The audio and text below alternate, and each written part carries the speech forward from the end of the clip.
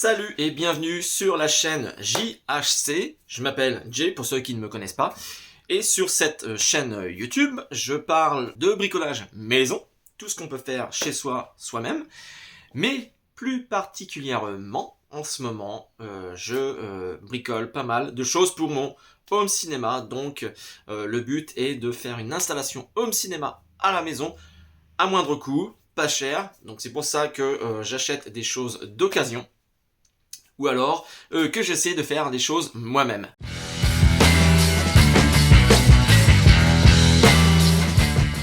Donc, avant de poursuivre cette vidéo, je t'invite fortement à t'abonner à la chaîne, à commenter, à mettre un petit pouce bleu, enfin bref, tout ce qui est bon pour le référencement de la chaîne. Je te remercie pour ça et c'est parti pour cette vidéo où je te présente mon ampli home cinéma Sony STR KG 800. Donc cet ampli, je l'ai acheté d'occasion à un prix super intéressant. Je vais te présenter les caractéristiques de cet ampli tout à l'heure. Il faut savoir que dans l'installation home cinéma que j'ai mis donc à l'étage, parce que là on est au sous-sol, dans le salon, je cherche vraiment à acheter du matériel pas cher, des choses très abordables pour avoir mon petit home cinéma à la maison. Auparavant j'avais un vieil ampli, donc c'était un Technics, en 5.1, mais très vieux. Alors, donc quand je dis très vieux, j'en parle dans une vidéo, la première vidéo je crois de la chaîne, où je parle justement de home cinéma.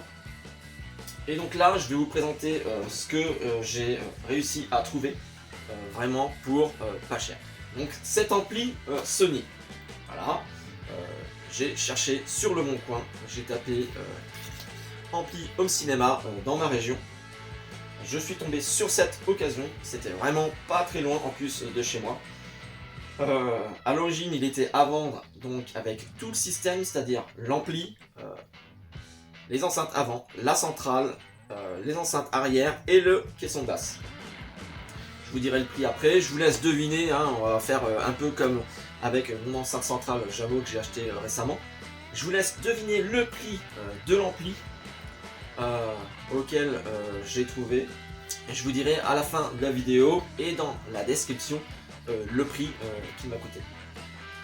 Donc cet ampli, il est assez simple, c'est vraiment quelque chose de assez basique, mais qui apporte quand même des fonctionnalités assez intéressantes pour avoir un petit home cinéma à la maison pour pas cher. Il faut savoir que ce modèle là, vous avez une entrée micro pour faire une auto-calibration. J'ai testé, personnellement j'ai pas vu franchement de grandes différences par rapport à un calibrage perso en entrant dans les menus, dans le menu et en modifiant les paramètres.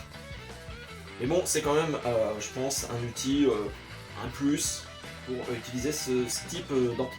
Il décode plusieurs formats. Donc ici, il y a le Dolby Digital Pro Logic 2.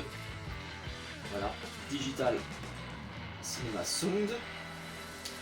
Et il décode aussi le DTS.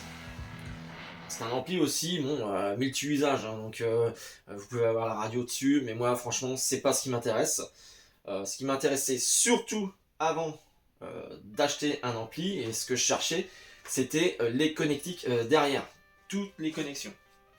Donc là je vais le tourner pour vous montrer un petit peu. Je sais pas si on va bien voir. De toute façon je ferai des zooms pour vous montrer un petit peu ce qu'il y a sur l'ampli derrière. Moi, ce qui m'intéressait vraiment, c'était d'avoir plusieurs entrées HDMI et une sortie HDMI. Pourquoi? Eh bien parce que je peux ainsi brancher par exemple mon lecteur DVD ou une console en HDMI, et du coup l'ampli lui va se charger de récupérer l'image et le son pour ensuite le redistribuer par rapport avec cette sortie HDMI sur ma télé ou alors le vidéoprojecteur. On va retrouver aussi des entrées optiques, c'est assez on va dire classique, une entrée coaxiale. Donc voilà. Il faut savoir que c'est un ampli donc multi-canaux, 5 canaux plus un caisson de basse. Donc on va retrouver l'enceinte centrale, on va retrouver les enceintes frontales droite et gauche, et on va retrouver les surrounds droite et gauche pareil. Et ici on retrouve la sortie caisson de basse, comme on dit un subwoofer. Voilà ce qui est principalement sur les entrées et connexions qu'on trouve derrière l'ampli. Ici on va retrouver aussi tout ce qui est les sorties, les entrées. Par exemple si on veut brancher, moi ça m'arrive par exemple de brancher mon PC pour écouter de la musique sur l'ampli. Donc là je prends une sortie jack RCA. Donc pour connecter la sortie jack de mon PC sur l'entrée RCA de l'ampli. Sur l'ampli, voilà, tac tac.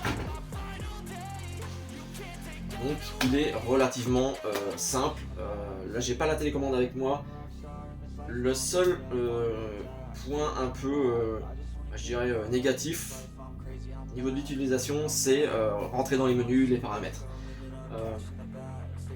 La télécommande, je trouve ça pas forcément super simple.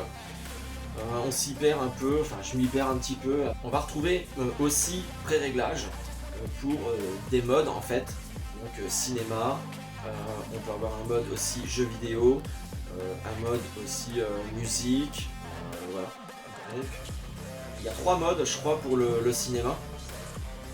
C'est le cinéma EX, A, B ou C, avec des pré-réglages différents. Après, c'est propre au goût de chacun, voilà, de choisir un peu le. Vraiment, là, ça fait partie des choses pas chères que j'ai réussi à trouver pour le home cinéma. Le prix, ma chère Maryse, le prix est de 50 €. Je l'ai trouvé à 50 € sur le Bon Coin.